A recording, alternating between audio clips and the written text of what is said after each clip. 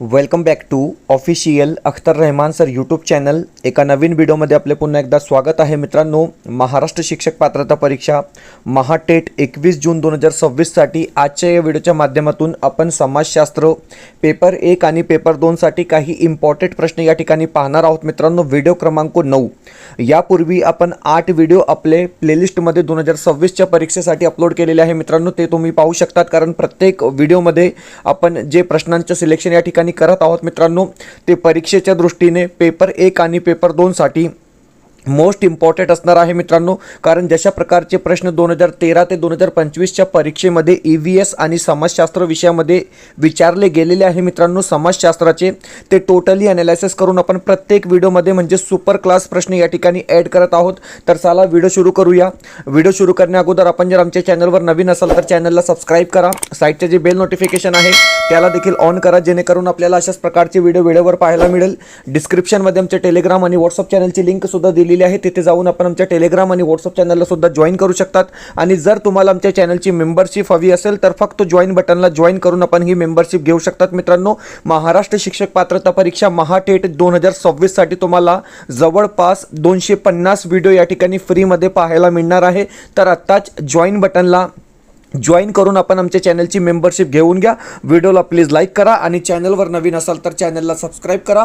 पहा, प्रश्न 1 दिलेला आहे की पहिल्या महायुद्धाच्या काळात अमेरिकेचे राष्ट्राध्यक्ष डॅश डॅश हे होते. अशा प्रकारे हा प्रश्न आहे. आपल्याला 4 ऑप्शन्स दिलेले आहे: ट्रूमन, चॉर्चिल, वुड्रो विल्सन किंवा रूजवेल्ट. अशा प्रकारे आपल्याला 4 ऑप्शन्स दिलेले आहे. आणि प्रश्न विचारलेला आहे सर की पहिल्या महायुद्धाच्या काळात अमेरिकेचे राष्ट्राध्यक्ष डॅश डॅश हे होते. अशा प्रकारे हा प्रश्न आहे. ऑप्शन 3 जे असेल वुड्रो विल्सन आपलं या ठिकाणी बरोबर उत्तर राहणार आहे. ऑप्शन जे 3 असेल ते आपला योग्य उत्तर असणार आहे. मित्रांनो, संपूर्ण माहिती या ठिकाणी दिलेली आहे की वुड्रो विल्सन हे 1913 ते 1921 या काळात अमेरिकेचे 28वे राष्ट्राध्यक्ष होते. Point number 1.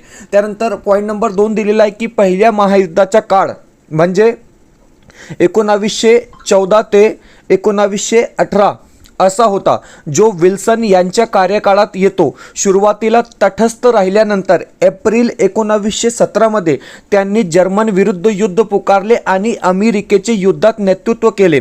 युद्धाच्या समाप्तीनंतर जागतिक शांततेसाठी त्यांनी 14 कलमी कार्यक्रम मांडला आणि राष्ट्रसंघाच्या स्थापनेत महत्त्वाची भूमिका बजावली. अशा प्रकारे टोटली स्पष्टीकरण या ठिकाणी दिलेलं आहे मित्रांनो, कारण प्रश्न बदलून परीक्षेमध्ये विचारले जात आहे. महत्त्वपूर्ण माहिती या ठिकाणी दिलेली आहे. नंतर पाहूया दुसरा प्रश्न. आता हे बघा, प्रश्न क्रमांक 2.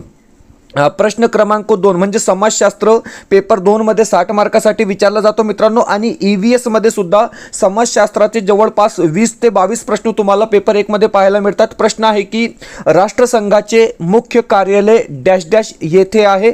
अशा प्रकारे हा प्रश्न आहे मित्रांनो. आपल्याला ऑप्शन्स दिलेले आहे: न्यूयॉर्क, लंडन, जिनेवा किंवा हेग. तर हे बघा, राष्ट्रसंघाचे कार्यालय विचारलेलं आहे. तर ऑप्शन जे 1 आहे न्यूयॉर्क आपला या ठिकाणी बरोबर उत्तर राहणार आहे. म्हणजे पर्याय जे 1 दिलेला आहे ते आपला योग्य उत्तर असणार आहे. पुढचा प्रश्न, प्रश्न क्रमांक 3. आता बघा, तिसरा जे प्रश्न आहे ते अशा प्रकारे दिलेला आहे की 1954 म्हणजे 1954 साली डॅश डॅश यांनी पंचशील तत्वे मांडली. अशा प्रकारे हा प्रश्न विचारलेला आहे. आपल्याला 4 ऑप्शन्स दिलेले आहे की 1954 साली पंचशील तत्वे कोणी मांडली. अशा प्रकारे हा प्रश्न आहे. ऑप्शन्स दिलेले आहे: doctor Babasaheb Ambedkar, option 2 Pandit Jawaharlal Nehru ji, option 3 doctor Rajendra Prasad किंवा ऑप्शन 4 सरदार वल्लभभाई पटेल. अशा प्रकारे आपल्याला 4 ऑप्शन्स दिलेले आहे. आणि हे बघा, ऑप्शन जे 2 असेल पंडित जवाहरलाल नेहरू म्हणजे 1954 साली पंडित जवाहरलाल नेहरू यांनी पंचशील तत्वे मांडली. ऑप्शन जे 2 असेल, पर्याय जे 2 दिलेला आहे ते आपला बरोबर उत्तर राहणार आहे. ऑप्शन जे 2 असेल ते आपला योग्य उत्तर असणार आहे. पुढचा प्रश्न म्हणजे प्रश्न क्रमांक 4. आता हे बघा, चौथा जे प्रश्न आहे, प्रश्न अशा प्रकारे विचारलेला आहे की भारत हा क्षेत्रफळाच्या दृष्टीने जगातील डॅश डॅश क्रमांकाचा देश आहे. अशा प्रकारे हा प्रश्न विचारलेला आहे क्षेत्रफळाच्या दृष्टीने. नोट लोकसंख्येच्या दृष्टीने या ठिकाणी क्षेत्रफळाच्या दृष्टीने जगातील डॅश डॅश क्रमांकाचा देश भारत आहे, अशा प्रकारे हा प्रश्न आहे. ऑप्शन्स दिलेले आहे. 5व्या क्रमांकावर आहे, 6व्या क्रमांकावर आहे, 7व्या क्रमांकावर आहे किंवा 8व्या क्रमांकावर आहे, अशा प्रकारे 4 ऑप्शन्स दिलेली आहे. आणि पर्याय जे 3 असेल, ऑप्शन जे 3 दिलेला आहे की भारत हा क्षेत्रफळाच्या दृष्टीने जगातील 7व्या क्रमांकाचा देश आहे, म्हणजे पर्याय जे 3 असेल, ऑप्शन जे 3 असेल ते आपला बरोबर उत्तर राहणार आहे. मित्रांनो, पुढचा प्रश्न हे बघा, प्रत्येक प्रश्न इम्पॉर्टंट आहे आणि भाषा तुमची कोणतीही असो, माध्यम तुमचा कोणताही असो मित्रांनो, परीक्षेमध्ये प्रश्न सेम असतात. म्हणजे उर्दू माध्यमचे जर आपण विद्यार्थी आहे तर तुम्हाला हेच प्रश्न उर्दूमध्ये दिले जातात. इंग्लिश मीडियम जर तुम्ही सिलेक्ट केलं असेल तर हेच प्रश्न तुम्हाला इंग्लिशमध्ये विचारले जातात मित्रांनो. आणि मराठी मीडियमसाठी काही प्रॉब्लेम नाही, आपण प्रश्नच मराठीमध्ये घेत आहोत. प्रश्न काय दिलेला आहे? प्रश्न अशा प्रकारे दिलेला आहे की कोणत्या उच्च न्यायालयाच्या कक्षेत अंदमान व निकोबार या केंद्रशासित प्रदेशाचा समावेश होतो, अशा प्रकारे हा प्रश्न आहे. इम्पॉर्टंट प्रश्न आहे मित्रांनो, परीक्षेत विचारला गेलेला प्रश्न आहे. आपल्याला ऑप्शन्स दिलेले आहे. मुंबई, ऑप्शन 2 दिल्ली, ऑप्शन 3 कलकत्ता आणि ऑप्शन 4 नागपूर, अशा प्रकारे 4 ऑप्शन्स दिलेले आहे. आणि हे बघा, अंदमान व निकोबार या केंद्रशासित प्रदेशाचा समावेश कोणत्या उच्च न्यायालयाच्या कक्षेत होतो, अशा प्रकारे हा प्रश्न आहे. ऑप्शन जे 3 असेल कोलकाता आपला या ठिकाणी बरोबर उत्तर राहणार आहे. पर्याय जे 3 असेल ते आपला योग्य उत्तर असणार आहे. मित्रांनो, पुढचा प्रश्न म्हणजे प्रश्न क्रमांक 6. 6वा प्रश्न आहे की चंद्र पूर्णत झाकला जातो त्या स्थितीला ग्रहणाचा प्रकार कोणता, अशा प्रकारे हा प्रश्न आहे. ओके, चंद्र पूर्णत झाकला जातो त्या स्थितीला ग्रहणाचा प्रकार कोणता, अशा प्रकारे हा प्रश्न आहे. आपल्याला 4 ऑप्शन्स दिलेले आहे. खग्रास चंद्रग्रहण, खंडग्रास चंद्रग्रहण, कंकणाकृती चंद्रग्रहण किंवा यापैकी नाही, अशा प्रकारे 4 ऑप्शन्स दिलेले आहे. आणि पर्याय जे 1 असेल, म्हणजे ऑप्शन जे 1 दिलेला आहे खग्रास चंद्रग्रहण, आपला या ठिकाणी बरोबर उत्तर राहणार आहे. ऑप्शन जे 1 असेल ते आपलं योग्य उत्तर असणार आहे. माहिती दिलेली आहे की जेव्हा चंद्र पृथ्वीच्या छायेने, सावलीने पूर्णत झाकला जातो तेव्हा होणाऱ्या ग्रहणाला खग्रास चंद्रग्रहण असे म्हणतात. म्हणजे ऑप्शन जे 1 असेल, पर्याय जे 1 दिलेला आहे ते आपलं योग्य उत्तर असणार आहे. पुढचा प्रश्न म्हणजे प्रश्न क्रमांक 7. 7वा प्रश्न आहे की उगवत्या सूर्याचा देश असे वर्णन कोणत्या देशाचे केले जाते, अशा प्रकारे हा प्रश्न आहे. मित्रांनो, टोटली सिलेबस आपण या ठिकाणी कव्हर करत आहोत. म्हणजे 5वी ते 12वी पर्यंतचे जे मेन प्रश्न आहे आणि परीक्षेमध्ये जे वारंवार विचारले जातात ते टोटली म्हणजे महाराष्ट्र राज्य पाठ्यपुस्तकातून आपण हे सिलेबस या ठिकाणी कव्हर करत आहोत. प्रश्न आहे की उगवत्या सूर्याचा देश असे वर्णन कोणत्या देशाचे केले जाते. ऑप्शन्स दिलेले आहे. रशिया, ऑप्शन 2 चीन, ऑप्शन 3 जापान किंवा ऑस्ट्रेलिया. 4 ऑप्शन्स दिलेले आहे आणि जापान आपलं या ठिकाणी योग्य उत्तर असणार आहे. मित्रांनो, जपान संदर्भात नेहमी प्रश्न परीक्षेमध्ये विचारला जात आहे. मागच्या वर्षी सुद्धा जापान संदर्भात प्रश्न विचारला गेला होता. पुढचा प्रश्न काय आहे? प्रश्न बघा की हुतात्मा स्मारक डॅश डॅश येथे आहे. आता हे बघा, हुतात्मा स्मारक संदर्भात प्रश्न विचारलेला आहे आणि हुतात्मा स्मारक कोणत्या ठिकाणी आहे, प्रश्न अशा प्रकारे दिलेला आहे. ऑप्शन्स आहे मुंबई, पुणे, नाशिक किंवा नागपूर, अशा प्रकारे आपल्याला 4 पर्याय 4 ऑप्शन्स या ठिकाणी दिलेले आहे. आणि हुतात्मा स्मारक मुंबई या ठिकाणी आहे, म्हणजे पर्याय जे 1 असेल, ऑप्शन जे 1 दिलेला आहे ते आपला योग्य उत्तर राहणार आहे. पर्याय जे 1 असेल ते आपला बरोबर उत्तर असणार आहे. पुढचा प्रश्न आहे प्रश्न क्रमांक 9. 9वा प्रश्न दिलेला आहे की महाराष्ट्र राज्याची स्थापना डॅश डॅश या दिवशी झाली. आता हे बघा मित्रांनो, हा प्रश्न आपण कम्युनिटी टॅबमध्ये लावला होता. फक्त 32% विद्यार्थ्यांनी बरोबर उत्तर दिला होता की महाराष्ट्र राज्याची स्थापना कधी झाली. ओके, 4 ऑप्शन्स दिलेले आहे. 1 मे 1960, 1 मे 1961, 1 मे 1958 किंवा 1 मे 1959, अशा प्रकारे 4 ऑप्शन्स दिलेले आहे. आणि महाराष्ट्र राज्याची जी स्थापना झाली ती 1 मे 1960 रोजी झाली. म्हणजे ऑप्शन जे 1 असेल, पर्याय जे 1 दिलेला आहे ते आपला बरोबर उत्तर राहणार आहे. ऑप्शन जे 1 असेल ते आपला योग्य उत्तर असणार आहे. मित्रांनो, हा प्रश्न परीक्षेमध्ये 3 ते 4 वेळा म्हणजे पेपर 1 आणि पेपर 2 मध्ये विचारला गेलेला प्रश्न आहे. कधी कधी टांझेनिया विचारतात, कधी कधी फक्त आफ्रिका देतात. तर हे बघा, टांझेनिया म्हणजे आफ्रिकामधील मृत ज्वालामुखी डॅश डॅश आहे, अशा प्रकारे हा प्रश्न आहे. आपल्याला ऑप्शन्स दिलेले आहे. Fujiyama, option 2 mount Kilimanjaro, option 3 Katmai, option 4 VS अशा प्रकारे 4 ऑप्शन्स दिलेले आहे. आणि लक्षात ठेवा की टांझेनिया म्हणजे आफ्रिकामधील जे मृत ज्वालामुखी आहे त्याला आपण माउंट किलीमांजारो असे म्हणतो. म्हणजे ऑप्शन जे 2 आहे, पर्याय जे 2 दिलेला आहे ते आपलं योग्य उत्तर असणार आहे. मित्रांनो, व्हिडिओ आवडत असेल तर प्लीज व्हिडिओला लाईक करा. आपण जर आमच्या चॅनलवर नवीन असाल तर चॅनलला सबस्क्राईब करा. डिस्क्रिप्शनमध्ये आमच्या टेलिग्राम आणि व्हॉट्सअप चॅनलची लिंक सुद्धा दिलेली आहे. तिथे जाऊन आपण आमच्या टेलिग्राम आणि व्हॉट्सअप चॅनलला जॉईन सुद्धा करू शकतात. जर तुम्हाला आमच्या चॅनलची मेंबरशिप हवी असेल तर फक्त जॉईन बटनला जॉईन करून आपण आमच्या चॅनलची मेंबरशिप घेऊ शकतात. मित्रांनो, महाटेट 2026 साठी तुम्हाला या ठिकाणी जवळपास 250 व्हिडिओ फ्रीमध्ये पाहायला मिळणार आहे. तर आत्ताच जॉईन बटनला जॉईन करून आपण आमच्या चॅनलची मेंबरशिप घेऊन घ्या. मित्रांनो, हिंदी, मराठी, बालमानसशास्त्र पेपर 1 आणि पेपर 2 साठी आणि समाजशास्त्र व परिसर अभ्यास हे 5 विषय तुम्हाला या ठिकाणी फ्रीमध्ये पाहायला मिळणार आहे. तर आताच जॉईन बटनला जॉईन करून आपण आमच्या चॅनलची मेंबरशिप घेऊ शकतात. व्हिडिओला प्लीज लाईक करा आणि चॅनलवर नवीन असाल तर चॅनलला सबस्क्राईब करा. प्रश्न क्रमांक 11, कारण प्रश्नांचा जे सिलेक्शन असतो आपल्या प्रत्येक व्हिडिओमध्ये म्हणजे मित्रांनो उत्कृष्ट प्रश्न असतात. कारण हे प्रश्न तुम्हाला डायरेक्ट परीक्षेमध्ये पाहायला मिळणार आहे. अशा प्रकारचे प्रश्न म्हणजे जवळपास प्रत्येक विषयासाठी म्हणजे प्रत्येक व्हिडिओसाठी आपल्याकडे 100 प्रश्न असतात आणि त्या 100 प्रश्नांपैकी फक्त 20 प्रश्नांचा किंवा 30 प्रश्नांचा सिलेक्शन आपण प्रत्येक व्हिडिओमध्ये करत आहोत. तर हे बघा, प्रश्न काय आहे, ऑस्ट्रेलियातील मरे नदीची उपनदी कोणती, अशा प्रकारे हा प्रश्न आहे. आपल्याला 4 ऑप्शन्स दिलेले आहे. PYQ आहे, ऑप्शन्स आहे नमोई, डॉर्लिंग, थॉम्सन किंवा फ्लिंडर्स अशा प्रकारे 4 ऑप्शन्स दिलेले आहे. डॉर्लिंग आपलं या ठिकाणी बरोबर उत्तर राहणार आहे. ऑप्शन जे 2 असेल, पर्याय जे 2 दिलेला आहे ते आपलं योग्य उत्तर असणार आहे. प्रश्न क्रमांक 12वा प्रश्न आहे की हे बघा, 12वा जे प्रश्न आहे ते दिलेला आहे की बौद्धिक क्षमतेवर आधारलेल्या विशेषीकरण सेवा व्यवसायांना कोणता व्यवसाय म्हणतात. हे बघा मित्रांनो, व्यवसाय संदर्भात प्रत्येक परीक्षेमध्ये प्रश्न विचारला गेलेला आहे. तुम्ही पेपर 1 पहा किंवा पेपर 2 पहा, म्हणजे EVS आणि समाजशास्त्र जवळपास 80% सिलेबस सेम आहे. या ठिकाणी प्रश्न तुम्ही वाचून घ्या, प्रश्न समजून घ्या की बौद्धिक क्षमतेवर आधारलेल्या विशेषीकरण सेवा व्यवसायांना कोणता व्यवसाय म्हणतात. आपल्याला ऑप्शन्स दिलेला आहे, प्राथमिक व्यवसाय, ऑप्शन 2 द्वितीयक व्यवसाय, तृतीयक व्यवसाय किंवा चतुर्थक व्यवसाय अशा प्रकारे 4 ऑप्शन्स दिलेले आहे. आणि पर्याय जे 4 असेल, ऑप्शन जे 4 असेल ते आपला बरोबर उत्तर असणार आहे. चतुर्थक व्यवसाय आपला या ठिकाणी योग्य उत्तर राहणार आहे. काही माहिती, काही स्पष्टीकरण या प्रश्न संदर्भात आपण या ठिकाणी ऍड केलेली आहे की बौद्धिक क्षमतेवर आधारलेल्या विशेषीकरण सेवा व्यवसायांना चतुर्थक व्यवसाय म्हणतात. या व्यवसायांमध्ये संशोधन, विकास, माहिती तंत्रज्ञान, उच्चस्तरीय शिक्षण आणि सल्लागार सेवेचा समावेश होतो, ज्यात प्रगत बुद्धिमत्ता आणि ज्ञानाची आवश्यकता असते. हा झाला पॉईंट नंबर 1. त्यानंतर पॉईंट नंबर 2 काय दिलेला आहे, थोडक्यात आर्थिक क्रियाकलाप प्रकार, म्हणजे जे प्राथमिक व्यवसाय आहे त्यामध्ये नैसर्गिक संसाधने, उदाहरणार्थ शेती, मासेमारी. त्यानंतर द्वितीयक व्यवसाय उत्पादक कारखाने म्हणजे बांधकाम.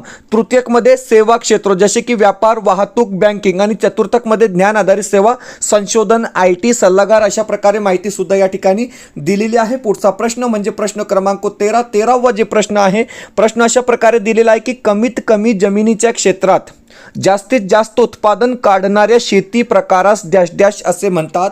अशा प्रकारे हा प्रश्न आहे. आपल्याला ऑप्शन्स दिलेले आहे, बागायती शेती, सखोल शेती, विस्तृत शेती किंवा फलोत्पादन शेती. अशा प्रकारे 4 पर्याय, 4 ऑप्शन्स दिलेले आहे. आणि ऑप्शन जे 2 असेल, सखोल शेती, आपला या ठिकाणी बरोबर उत्तर राहणार आहे. पर्याय जे 2 दिलेला आहे मित्रांनो ते आपलं योग्य उत्तर असणार आहे. हे बघा, सखोल शेती संदर्भात स्पष्टीकरण दिलेलं आहे की ज्या ठिकाणी लोकसंख्या जास्त आणि शेतीसाठी उपलब्ध जमीन कमी असते तिथे हा शेती प्रकार प्रामुख्याने आढळतो.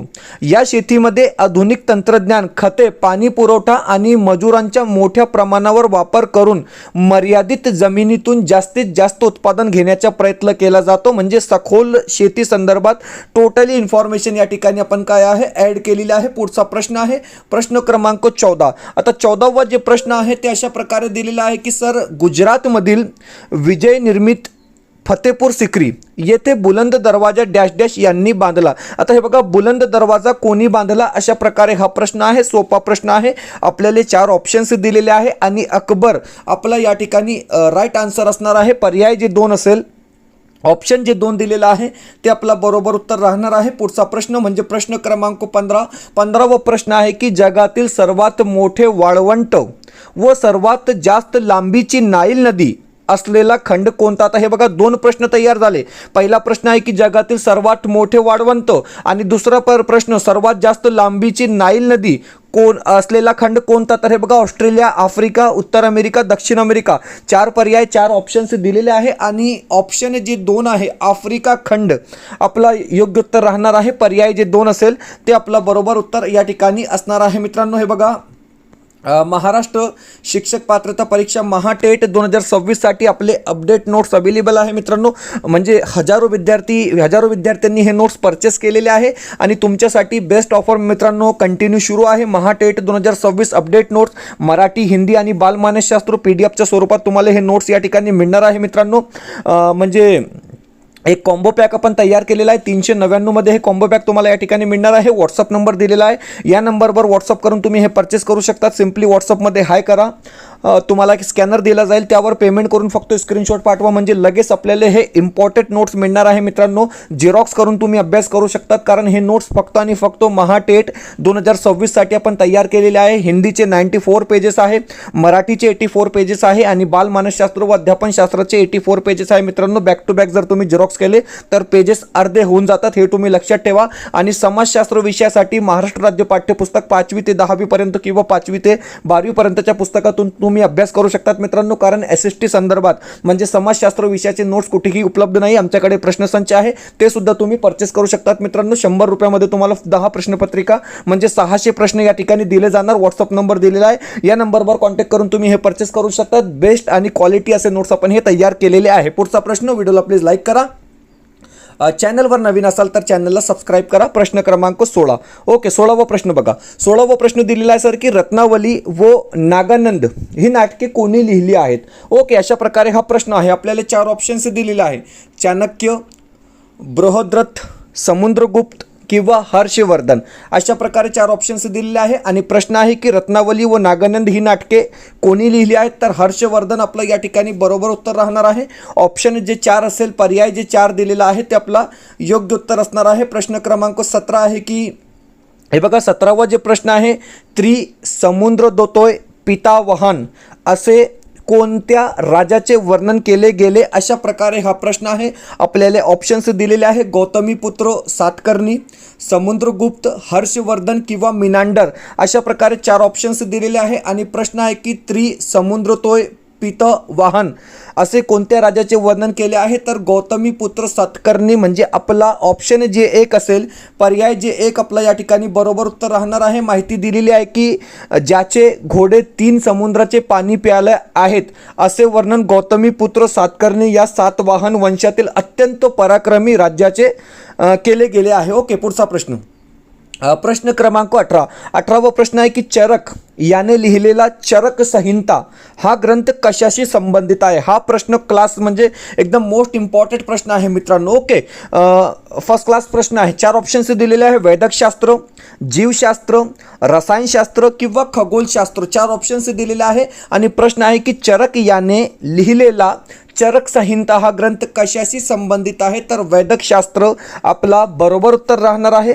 ऑप्शन 1 बरोबर असेल, पर्याय जे 1 दिलेला आहे योग्य उत्तर असणार आहे. पुढचा प्रश्न, प्रश्न क्रमांक 19. 19वा प्रश्न आहे की मुद्रा राक्षस हे नाटक कोणी लिहिले आहे? हे बघा मित्रांनो, प्रत्येक प्रश्न जे असणार आहे ते इम्पॉर्टंट प्रश्न असणार आहे. प्रश्न आहे की सर मुद्रा राक्षस हे नाटक कोणी लिहिले आहे? आपल्याला ऑप्शन्स दिलेले आहे, आर्य चाणक्य, विशाखादत्त, चंद्रगुप्त मौर्य किंवा सम्राट अशोक. अशा प्रकारे 4 ऑप्शन्स दिलेले आहे आणि विशाखादत्त आपला या ठिकाणी बरोबर उत्तर राहणार आहे. म्हणजे ऑप्शन जे 2 असेल, पर्याय जे 2 दिलेला आहे ते आपलं योग्य उत्तर असणार आहे. पुढचा प्रश्न, सोपा प्रश्न आहे मित्रांनो की महाराष्ट्रातील पहिली स्त्री शिक्षिका कोण होत्या? सावित्रीबाई फुले. आपला या ठिकाणी योग्य उत्तर असणार आहे. ऑप्शन जे 1 असेल, पर्याय जे 1 दिलेला आहे ते आपलं योग्य उत्तर असणार आहे मित्रांनो. अशा प्रकारे आपण महाराष्ट्र शिक्षक पात्रता परीक्षा महाटेट 2026 साठी आपण या ठिकाणी मित्रांनो जवळपास म्हणजे 20 प्रश्न पाहिले आहोत. परीक्षेच्या दृष्टीने इम्पॉर्टंट प्रश्न आहे मित्रांनो. आणि तुम्ही पाहू शकतात की पेपर 2 साठी आपले जे प्रश्नसंच आहे म्हणजे चारही विषयाचे प्रश्नसंच तयार झालेले आहे मित्रांनो. मराठी, हिंदी, बालमानसशास्त्र व अध्यापनशास्त्र आणि समाजशास्त्र या 4 विषयाची प्रश्नपत्रिका आपली तयार झालेली आहे मित्रांनो. म्हणजे 40 प्रश्नपत्रिका असणार आहे आणि 399 आपण या ठिकाणी प्राइस ठेवलेला आहे. म्हणजे प्रत्येक विषयासाठी तुम्हाला 100 रुपये 10 प्रश्नपत्रिकासाठी या ठिकाणी पेड करावे लागेल. आणि विथ आन्सर की आपण हे प्रश्नपत्रिका तयार केलेली आहे मित्रांनो. आणि टोटली जे प्रश्नांचं सिलेक्शन आपण या ठिकाणी केलेलं आहे मिक्स PYQ म्हणजे पूर्वीच्या परीक्षेमध्ये जे इम्पॉर्टंट प्रश्न आहेत ते आणि 2026च्या TAT परीक्षेसाठी जे मेन प्रश्न आहेत ते सर्व प्रश्न आपण या प्रश्नसंचमध्ये ॲड केलेले आहे. प्रत्येक प्रश्नसंच सोबत उत्तर सूची दिलेली आहे. व्हॉट्सअप नंबर दिलेला आहे. या नंबरवर व्हॉट्सअप करून तुम्ही हे परचेस करू शकता. सिम्पली व्हॉट्सअपमध्ये हाय करा, तुम्हाला एक स्कॅनर दिला जाईल, त्यावर पेमेंट करून फक्त स्क्रीनशॉट पाठवा म्हणजे लगेच आपल्याला हे नोट्स आणि हे प्रश्नसंच या ठिकाणी मिळणार आहे मित्रांनो. भेटूया पुढच्या व्हिडिओमध्ये काही नवीन प्रश्नांसोबत.